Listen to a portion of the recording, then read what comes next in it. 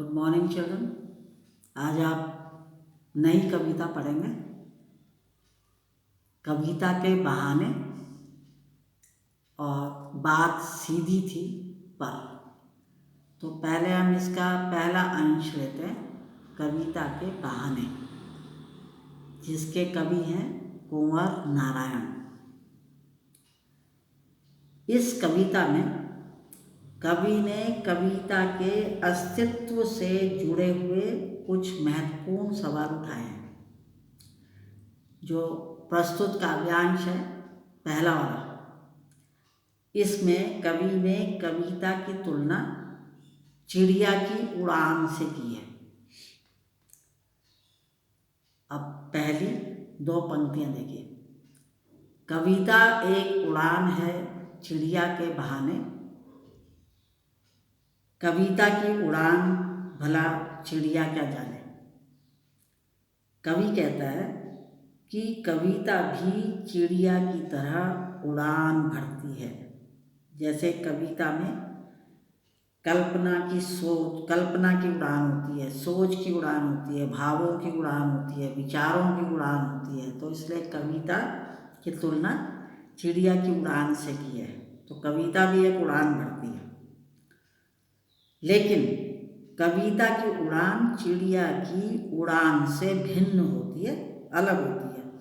क्योंकि चिड़िया की उड़ान की एक निश्चित सीमा है, जबकि कविता में भावों की, विचारों की उड़ान किसी भी सीमा या बंधनों से मुक्त है। वह अनंत उड़ान है। अगली पंक्तियां देखिए। बाहर भीतर, इस घर उस घर, कविता के पंख लगा उड़ने के माने चिड़िया क्या जाने। इसी कारण कवि कहता है कि बाहर भीतर सब घरों में कविता के भाव रूपी पंख लगाकर उड़ने का अर्थ चिड़िया भी नहीं जान सकती। वास्तव में कविता में कवि की असीम कल्पना के पंख लगे होते हैं, अतः कविता के पंखों की समानता चिड़िया के पंख नहीं कर सकते। समानता का मतलब उसकी तुलना नहीं कर सकते। कविता के पंखों की तुलना चिड़िया के पंख बिल्कुल नहीं कर सकते। अब अगला काव्यांश देखिए। कविता एक खिलना है फूलों के बहाने, कविता का खिलना भला फूल क्या जाने। कविता की इन पंक्तियों में कवि ने कविता के भाव की तुलना फूलों से की है। तो कवि कहता है, जो पहली दो पंक्तियां वो देखिए पहले। कविता एक खिलना है फूलों के बहाने, कविता का खिलना भला फूल क्या जाने। कवि कहता है कि कविता का खिलना फूलों के खिलने की तरह ही है, लेकिन कविता के खिलने और फूलों के खिलने में एक अंतर है।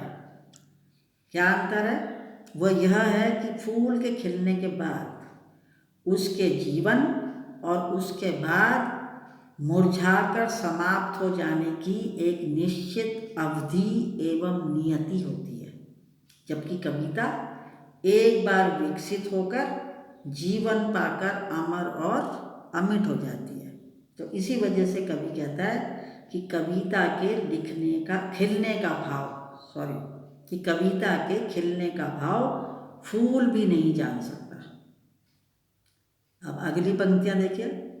बाहर भीतर, इस घर उस घर, बिना मुरझाए महकने के माने फूल क्या जाने।